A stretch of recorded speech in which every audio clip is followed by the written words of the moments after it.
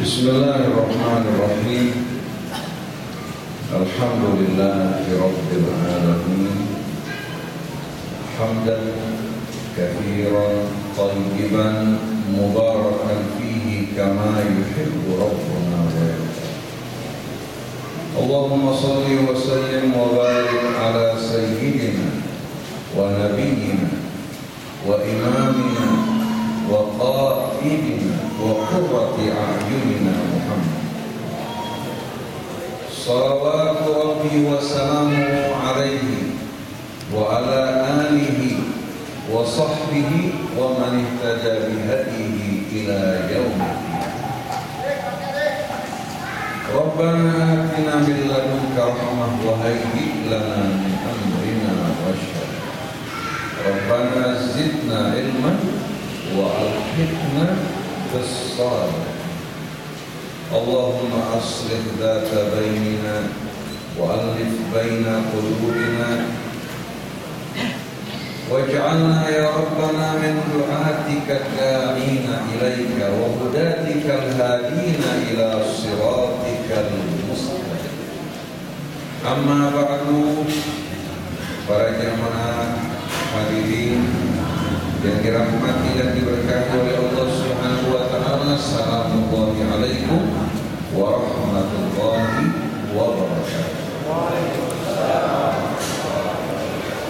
Yang saya hormati para alim ulama, para asatidz, demikian pula Habib Muhammad Rizik Syahab yang telah hadir di tengah-tengah kita dan sebentar lagi akan menyampaikan tausiahnya.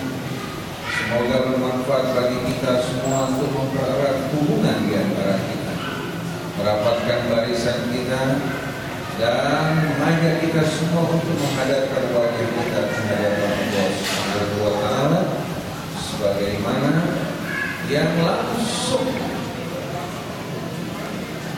diperintahkan dan ditegaskan oleh Allah Subhanahu wa taala dalam kitabnya, qul inna sholati wa nusuki wa mahyaya wa mamati lillahi rabbil alamin la syarika lahu wa bidzalika umirtu wa ana awwalul muslimin.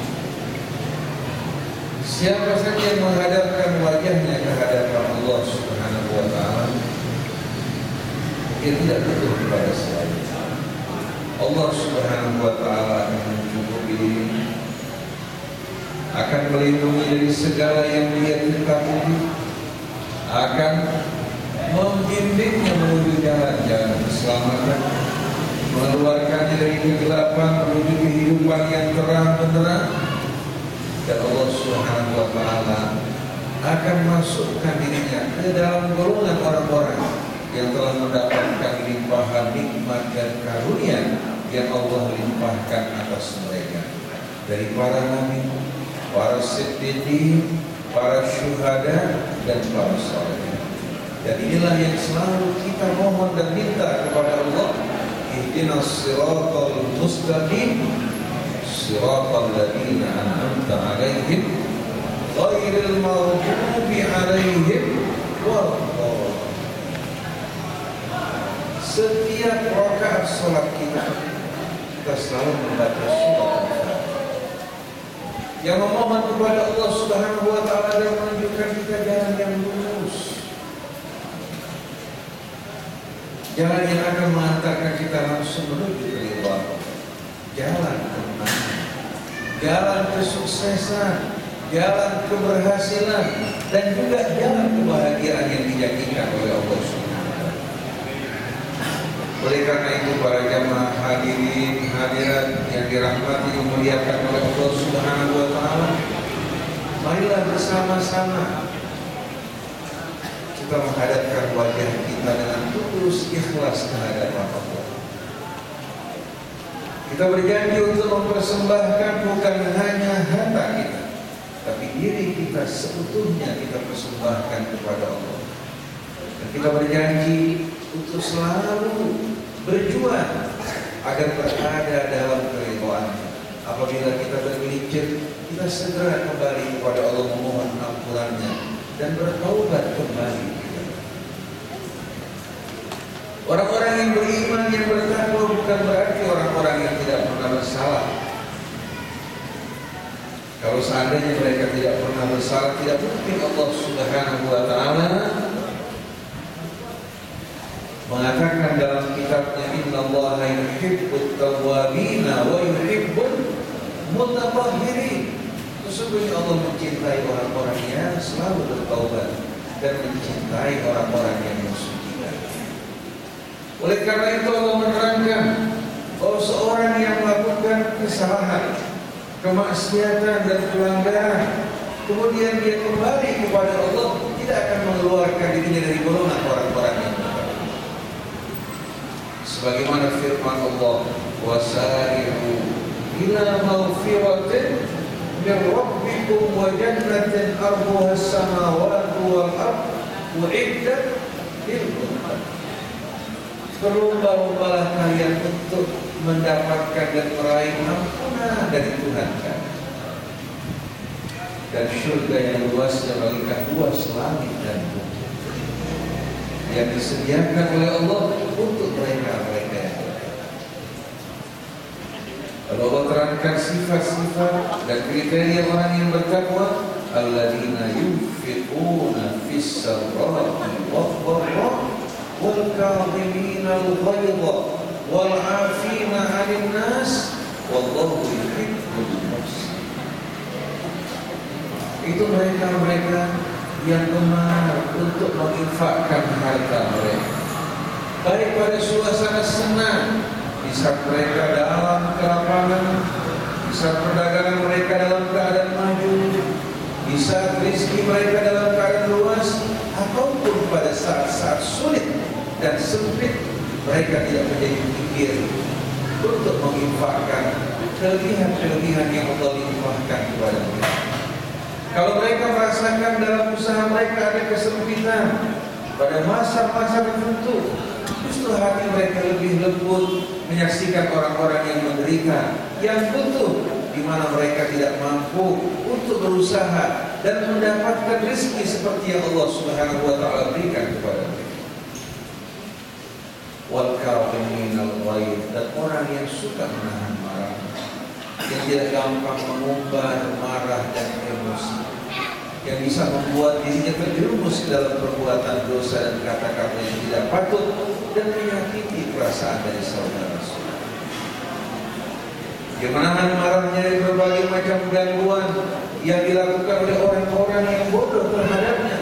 Bukan hanya sampai di sana, wal 'afina 'anil nas, dia juga gemar memberikan maaf terhadap manusia, merupakan kesalahan-kesalahan mereka dan tidak mengingat perbuatan-perbuatan yang pernah mereka lakukan.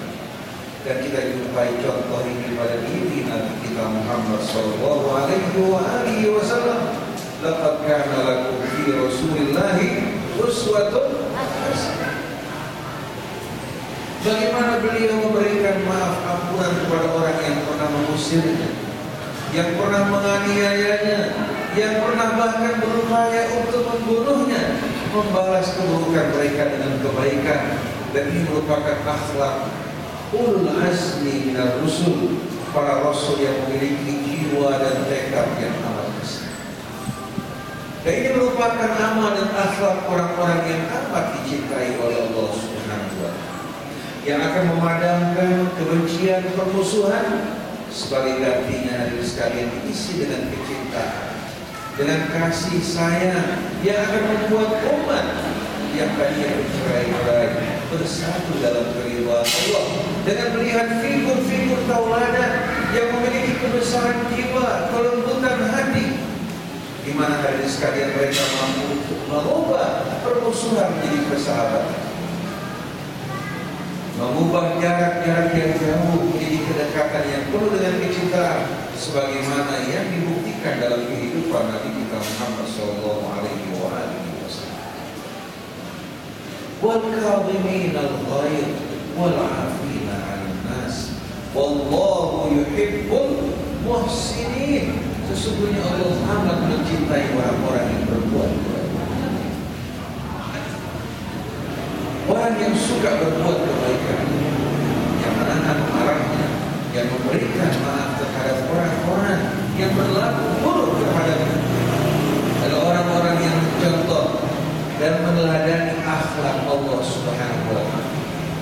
Bagaimana Dia sang pencipta yang telah melimpahkan rezeki karunia-Nya kepada makhluknya. Ternyata makhluknya bukan hanya ingkar kepadanya, bahkan mempersekutukannya. Allah yang memberikan nikmat karunia kepadanya, tapi justru dia bersyukur kepada selain. Allah yang telah menciptakan dirinya, justru dia menyembah kepada selainnya. Tapi Allah Subhanahu wa Ta'ala tetap mengajak mereka untuk kembali kepada Allah, meninggalkan kehidupan mereka yang menyimpang dari kebenaran, bahkan siap memberikan ampunan atas dosa-dosa kesalahan yang pernah mereka lakukan. Kita lihat hadis sekalian, bandingkan diri kita sesama hamba. Sebagaimana orang lain dapat berbuat salah kepada kita, kita pun tak sedikit berbuat salah kepada sesama. Sedangkan Allah yang turun dari Allah kebaikan kepada hamba-hambanya, tapi yang naik kepada Allah keingkaran dan kemaksiatan. Tapi bagaimana sikap Allah kepada hamba-hambanya? Allah menyeru, "Qul ya ibadiyalladzina asrafu ala anfusihim la taqnatu min rahmatillah." Katakan, wahai hamba-hambaku yang melampaui batas, yang bergelimbangan kemaksiatan, tenggelam dalam dosa, jangan kalian berputus asa dari rahmat Allah. Innahu yaghfiru dzunuba jami'a. Dia akan mengampuni seluruh dosa. Innahu huwal ghafurur rahim. Sesungguhnya Dialah satu-satunya yang Maha Pengampun lagi Maha Penyayang. Saya teringat kepada peristiwa yang terjadi pada istri Nabi besar kita Muhammad sallallahu alaihi wasallam, Ummul Mukminin As-Sayyidah Aisyah radhiyallahu anha, yang difitnah oleh orang-orang munafik melakukan perbuatan serong bersama seorang pria, sahabat Nabi kita yang bernama Sofwan bin Mu'attal. Fitnah dan tuduhan yang amat keji, yang benar-benar jauh dari kepribadian istri Nabi kita Muhammad sallallahu alaihi wasallam yang dijaga kesuciannya dan dipelihara oleh Allah Subhanahu wa Ta'ala. Yang lebih disayangkan lagi, yang terlibat dalam fitnah ternyata bukan orang-orang biasa. Justru orang-orang yang diberikan nafkah, bantuan oleh Abu Bakar As-Siddiq radhiyallahu anhu. Orang-orang yang diberikan nafkah, diberikan bantuan oleh sang ayah, tega untuk memfitnah putrinya. Bukan hanya sebarang wanita, bahkan dia merupakan istri Nabi kita Muhammad sallallahu alaihi wasallam. Mereka lontarkan fitnah tanpa bukti, tanpa sama sekali kesaksian, hingga Allah Subhanahu wa Ta'ala setelah membuktikan kesucian dari istri Nabi kita Muhammad sallallahu alaihi wasallam, menetapkan untuk menghukum orang-orang yang memfitnah dan menuduh wanita-wanita yang suci tanpa kesaksian yang diajukan sebanyak 4 orang saksi, agar dicambuk sebanyak 80 kali. Dan untuk selama-lamanya kesaksian mereka tidak diterima. Ini merupakan hadis sekalian ketegasan dari Allah Subhanahu wa Ta'ala dalam kitab. Nah, kita lihat hadis sekalian, Nabi betul-betul dibuat gundah, dibuat resah oleh berbagai macam pembicaraan dan kasar kusuk yang berlangsung di tengah kaum muslimin, yang diakibatkan oleh berita bohong yang disebarkan oleh Abdullah ibn Ubay ibn Salul, rasul munafik, bersama anggota-anggota dan rekan-rekan. Sayang, sebahagian dari sahabat Nabi kita yang lemah imannya ternyata ikut terlibat, terpelosok. Bahkan di antara mereka terdapat sebahagian muhajirin.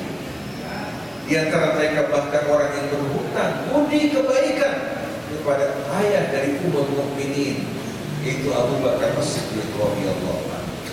Begitu Allah mensucikan As-Sayyidah Aisyah dari tuduhan tersebut, Abu Bakar bersumpah bahwa dia akan memutuskan bantuannya kepada semua orang yang terlibat dalam fitnah dan berita bohong. Kira-kira hadirin sekalian, perbuatan Abu Bakar As-Siddiq radhiyallahu anhu benar atau tidak? Benar atau tidak? Artinya sikapnya merupakan sikap yang benar atau tidak? Benar. Tetapi Allah menunjukkan yang lebih baik, yang lebih mulia. Allah membimbing hamba-hambanya untuk menjadi seorang yang dapat memberikan maaf, melupakan kesalahan orang lain, dan berbuat kebaikan. Hingga Allah katakan, wala ya'tari ulul fadli minkum was-sa'ati an yu'tu ulil qurba wal masakin wal muhajirin. Jangan sekali-kali orang-orang yang diberikan kelebihan, keutamaan oleh Allah Subhanahu wa taala, mereka bersumpah untuk tidak lagi memberikan bantuan kepada kaum kerabat, kepada orang-orang miskin, kepada kaum muhajirin, karena kesalahan yang mereka perbuat dan mereka lakukan. Lalu Allah katakan, falyafu wal yasfahu. Hendaknya mereka melupakan. Ini merupakan kesalahan yang dilakukan oleh orang-orang kecil, orang-orang yang merendahkan diri mereka. Jangan disikapi dengan serius hingga kita bersikap begitu keras terhadap mereka, orang-orang yang bodoh yang telah melakukan kesalahan dengan kebodohan mereka. Falyafu wal yasfahu. Berikan maaf, lupakan, dan jangan sama sekali diingat perbuatan-perbuatan mereka. Lalu setelah itu Allah mengatakan kepada mereka, ala tuhibbuna an yaghfirallahu lakum. Apa kalian tidak ingin Allah memberikan ampunan kepada kalian? Apa kalian tidak ingin Allah memberikan ampunan kepada kalian atas dosa dan kesalahan kalian? Ketika Abu Bakar As-Siddiq radhiyallahu anhu mendengarkan apa yang Allah Subhanahu wa taala turunkan dalam kasus tersebut dan menawarkan ampunan dari sisinya, langsung dia mengatakan, saya berikan maaf kepada mereka. Kemudian beliau membayar kafarat atas sumpahnya. Setelah itu dia kembali memberikan bantuan bahkan lebih daripada sebelumnya kepada orang-orang yang terlibat dalam fitnah itu. Kira-kira kalau kita kaum muslimin menyikapi saudara-saudara kita yang bodoh, yang suka hadirin sekalian mengucapkan kata-kata yang tidak patut, yang melakukan perbuatan buruk kepada kita, kita sikapi dengan kebaikan, memberikan maaf, bahkan kita berbuat kebaikan kepada mereka pada saat mereka membutuhkan kita. Kira-kira apa yang akan terjadi pada saat? Maka rahmat benar-benar akan meliputi kita. Kita di dunia bukan hidup untuk mencari tenang, bukan untuk menonjolkan diri, bukan untuk gagah-gagahan, tapi kita sedang menjalankan cobaan dan ujian. Kemuliaan kita bukan dilihat dari kedudukan, dari nama besar, dari kehormatan kosong yang kita bangun, sama sekali tidak. Bukan pula dengan jenjang akademisi yang kita miliki, tapi dari akhlak, pekerti yang luhur yang kita tunjukkan dalam kehidupan kita. Ini yang akan mengangkat derajat kita di hadapan Allah Subhanahu wa taala. Oleh karena itu Nabi besar kita Muhammad sallallahu alaihi wasallam tidak merasa kecil ketika dia harus minum dari gelas bekas sahabat-sahabat. Beliau tidak merasa rendah ketika diundang seorang wanita untuk datang ke rumahnya. Seorang wanita tua mengundang ke rumahnya hanya dengan menyediakan kinjil kambing. Bahkan dia berjalan bersama para sahabatnya, menjumpai seorang wanita tua mengatakan, saya membutuhkan kamu pada urusan saya. Nabi meninggalkan sahabatnya, datang bersama wanita tersebut, menyelesaikan urusannya tanpa hadirin sekalian seremoni, tanpa berbagai macam rintangan yang dibuat seperti yang kita jumpai pada pejabat-pejabat dan pembesar-pembesar ini. Kebesaran beliau bukan dengan pakaian. Pakaian yang beliau pakai sama dengan sahabat-sahabat. Bukan pula hadirin sekalian dengan rumahnya yang megah, karena beliau tinggal dalam rumah yang sederhana.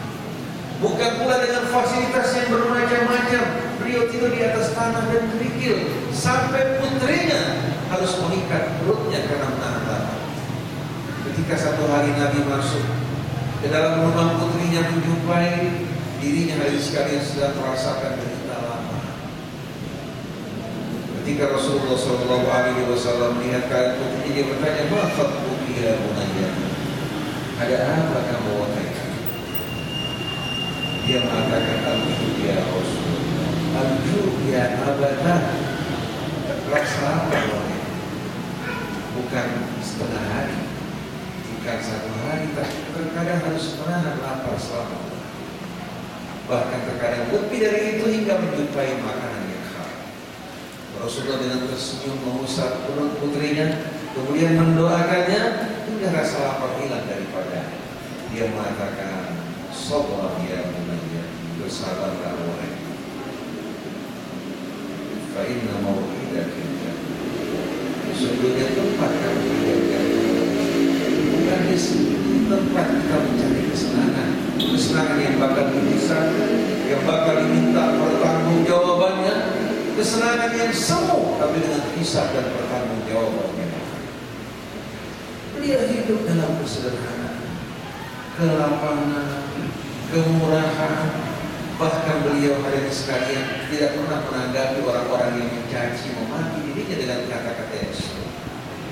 Beliau mengikuti petunjuk Allah dalam kitabnya, "Wa ibadur rahman alladzina yamshuna 'alal ardi hauna wa idza khatabahumul jahiluna qalu salama." Sesungguhnya hamba-hamba Allah yang Maha Pemurah, hamba-hamba Allah yang Maha Pengasih, yang berjalan di atas muka bumi dengan penuh ketawaduan, kerendahan, tidak ada sedikit pun sikap kesombongan, baik dalam ucapan maupun dalam bahasa tubuh. Tidak ada sesuatu yang menunjukkan kesombongan.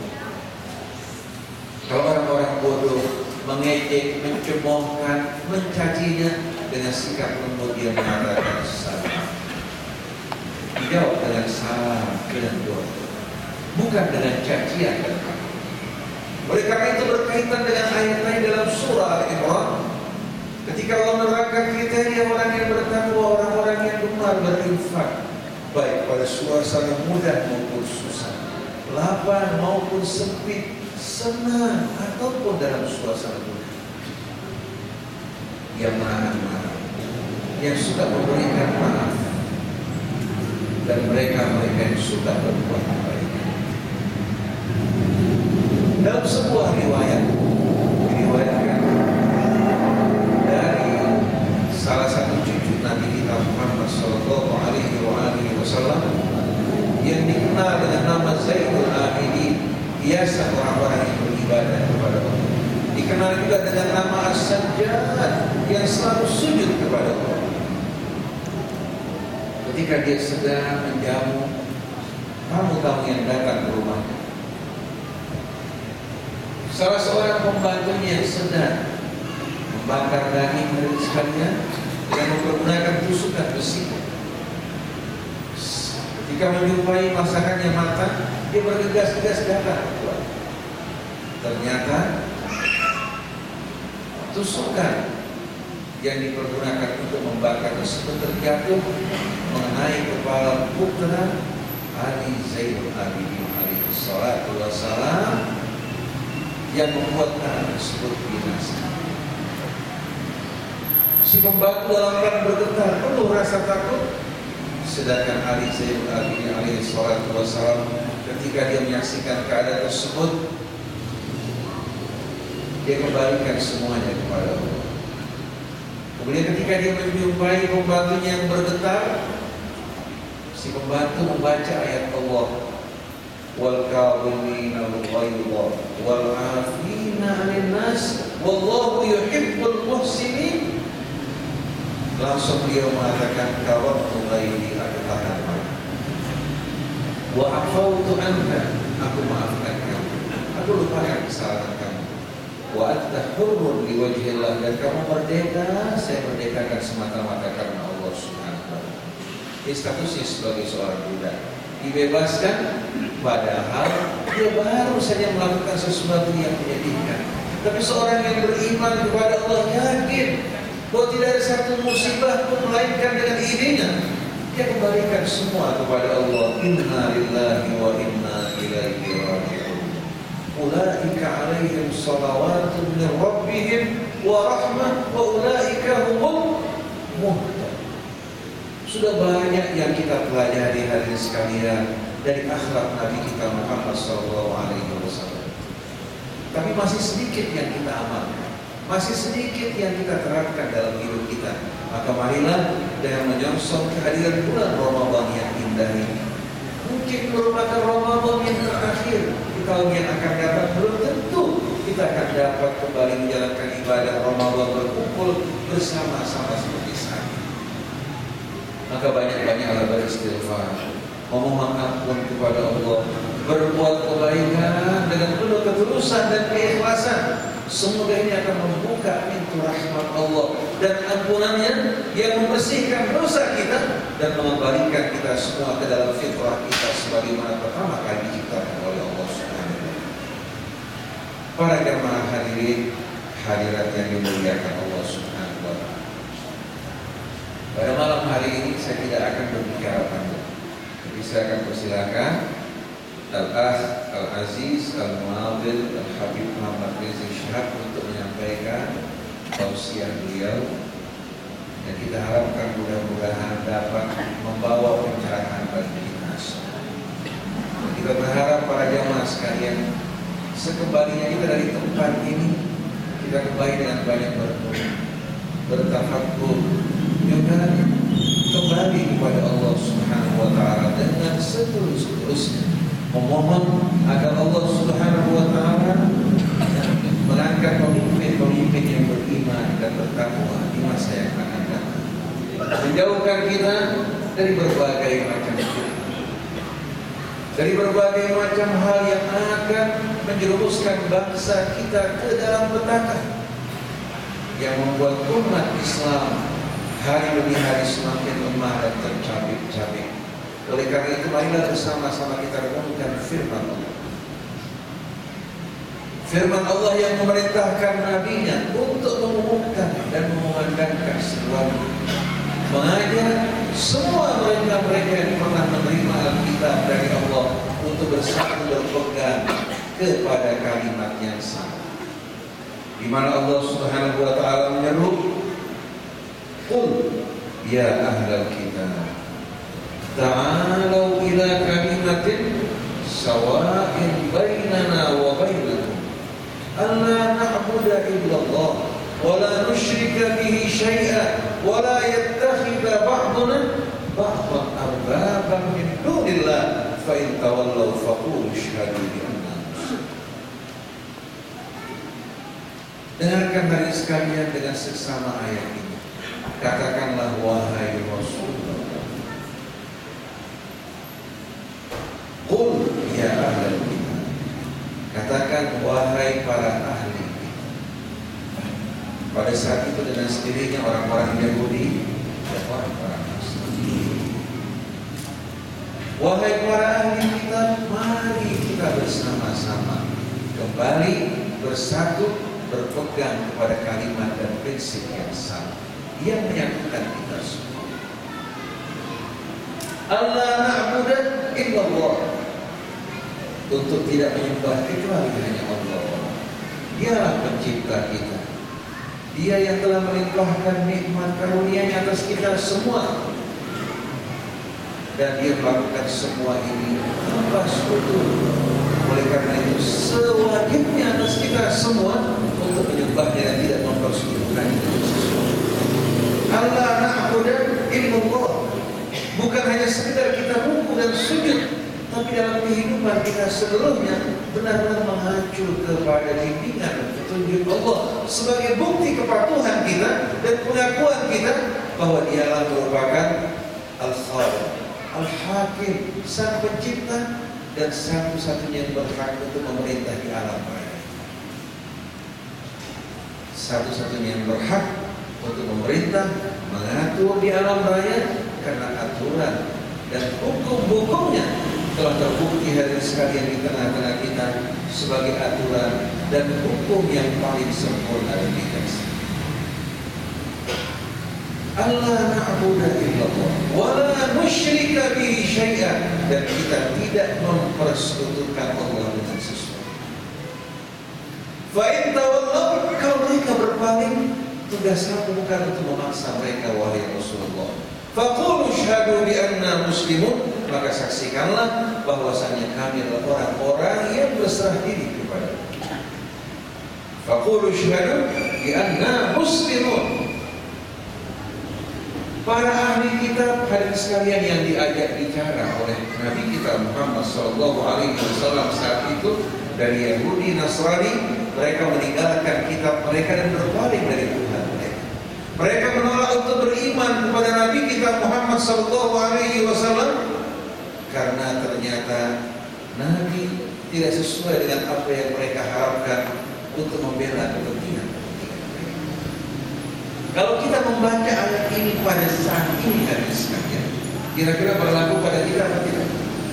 Kita yang mengaku beriman kepada Allah, beriman kepada kitabnya, beriman kepada Rasulnya, kemudian mendengarkan semua ini, dan kita juga yang menerima Alkitab, kira-kira kalau antara kaum muslimin dan para ahli kitab diajak untuk bersatu kembali dalam prinsip yang sama, kira-kira di antara sesama kaum muslimin, hal ini hadirin sekalian lebih wajib apa tidak? Tuhan kita sama, Nabi kita sama, kita bersama. Kenapa hadirin sekalian kita menolak untuk bersatu? Bersatu dalam apa hadirin sekalian? Bukan bersatu dalam kelompok, golongan, sekte, tapi bersatu dalam Islam sebagaimana yang diserukan oleh Rasulullah SAW. Wa man ahsanu qawlan mimman da'a ila Allahi wa 'amila shalihan wa qala innani minal muslimin. Fa in tawallaw faqulu ashhadu bi anna muslimun wa la tamutunna illa wa antum muslimun. Kira-kira hadirin sekalian perlu tidak kita tambahkan setelah Islam dengan bumbu-bumbu dan tambahan-tambahan ini? Perlu tidak sekali? Kalau ada tambahan ini merupakan sunnah atau merupakan bid'ah? Sesuatu yang ditambahkan setelah Islam merupakan sunnah Nabi atau merupakan bid'ah? Kali itu semua kita. Oleh karena itu mereka yang menyeru dengan seruan selain dari al-Islam, mereka dipertanyakan. Tapi banyak orang yang beranggapan mereka mengikuti Al-Quran dan mengikuti sunnah Rasul, tapi justru mereka melakukan bid'ah yang amat besar yang membuat umat Islam bercerai-berai dan terpecah. Oleh karena itu marilah hadirin sekalian kita semua bersatu dalam Islam, bersatu sebagai muslimin, mukminin, bukan masing-masing malah mengangkat bendera kelompok dan golongan. Inilah yang mengakibatkan kita menjadi lemah dan tidak berdaya untuk bersepakat bersatu dalam mengangkat pemimpin yang betul-betul memiliki kriteria yang digambarkan oleh Allah Subhanahu wa Ta'ala dalam kitab. Jadi sebetulnya kesalahan ada pada kita. Kita tidak dapat menyalahkan musuh karena memang musuh sewajarnya kalau mereka hari sekali memusuhi kita, memerangi kita, berusaha untuk menghancurkan kita. Tapi yang mengherankan, apabila kita melakukan perbuatan yang menghancurkan diri kita, melemahkan kekuatan kita, dan memecah belah persatuan di antara kita. Oleh karena itu hadirin sekalian, kita melalui Radio Rasul, melalui seruan yang kita kumandangkan, bukan mengajak orang untuk bersatu dalam golongan apapun, tapi bersatu dalam Islam. Merupakan nama yang telah lama dilupakan, digantikan dengan nama-nama yang baru, ma'anzalallahu biha min sultan, yang Allah Subhanahu wa Ta'ala tidak pernah sama sekali turunkan dan berikan izin atas kita untuk mempergunakan nama tersebut. Ini merupakan nama yang digunakan oleh para nabi, para rasul, yang dikumandangkan oleh Ibrahim, dikumandangkan oleh Ismail, Ishak, Yaqub, hingga Nabi kita Muhammad sallallahu alaihi wasallam. Demikianlah para jamaah hadirin yang dimuliakan Allah Subhanahu wa Ta'ala, mengingat waktu sekarang sudah pukul 8.30. Jadi hadirin sekalian yang perlu kita tekankan kembali, kita ingin betul-betul menghabiskan hidup kita, mempersembahkan hidup kita untuk mengajak umat Islam kembali bersatu dalam Islam, mempersatukan kekuatan kita, dan membuat kita mampu hadirin sekalian untuk menangkal berbagai macam tipu muslihat, berbagai macam intrik yang dilakukan oleh musuh-musuh umat Islam terhadap kita semua, dan ini hanya akan dapat kita lakukan apabila kita bersatu, saling menyayangi, saling mencinta satu dengan lain. Demikianlah para jamaah hadirin, hadirat yang dimuliakan Allah Subhanahu wa taala. Saya tidak akan berbicara lebih panjang dari ini, tapi kembali saya ingatkan, wala tamutunna illa wa antum muslimun wa man ahsanu dinan mimman aslama wajhahu lillahi wa huwa muhsinun wattaba'a millata Ibrahim hanifa wattakhadallahu Ibrahim khalila. Islam jelas dengan rukun-rukunnya, iman pun jelas dengan rukun-rukunnya. Tapi kenapa justru sekarang kita dijerumuskan menuju ketidakjelasan? Perbedaan ini terjadi karena apa hari sekalian? Karena apa? Karena perbedaan pendapat, apa perbedaan pendapatan? Karena pendapatan. Kalau kita mengejar keridhaan Allah, pasti kita bersatu. Tidak penting kita menjadi rakyat biasa. Tidak peduli kita menjadi tukang sapu. Yang penting kita dalam keridhaan Allah Subhanahu wa taala. Itu yang paling penting. Sebagaimana seorang penyair mengatakan, abil Islam wala abadi siwa idza maftakharu biqaisin aw tamim. Ayahku Islam, aku tidak memiliki ayah selain dari Islam. Kalau mereka membanggakan saya Tamimi, saya Qaisi, kita katakan ahli muslim. Begitu pula kalau seorang di antara kita mengatakan saya berasal dari golongan A, dari golongan B, katakan ahli muslim. Dan saya yakin dengan mengatakan ahli muslim, hidup sebagai seorang muslim akan disambut oleh Nabi kita Muhammad SAW dan disambut oleh Allah Subhanahu wa taala.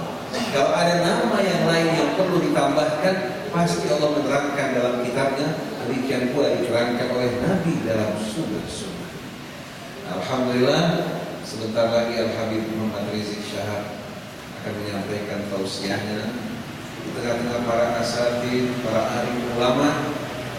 Bukan berarti saya lebih baik dibandingkan yang lain untuk menyampaikan tausiah ini, tapi hadirin sekalian, dengan niat yang tulus, dengan penuh harap, mudah-mudahan dari pertentangan, perselisihan, perpecahan, dengan sisa umur kita yang singkat, kita memiliki niat tekad untuk kembali ke dalam Islam bersama di dalamnya hingga bila datang panggilan al-maut. Detik-detik sakaratul maut, katakan besok atau lusa, kita hadapi dengan senyum dan gembira. Kita tidak mengkhianati Allah, tidak mengkhianati Rasulnya, tidak pula hadirin sekalian mengkhianati agamanya. Subhanallahumma wa bihamdik, asyhadu an la ilaha illa anta astaghfiruka wa atubu ilaik. Wal afu minkum. Wassalamu alaikum warahmatullahi wabarakatuh.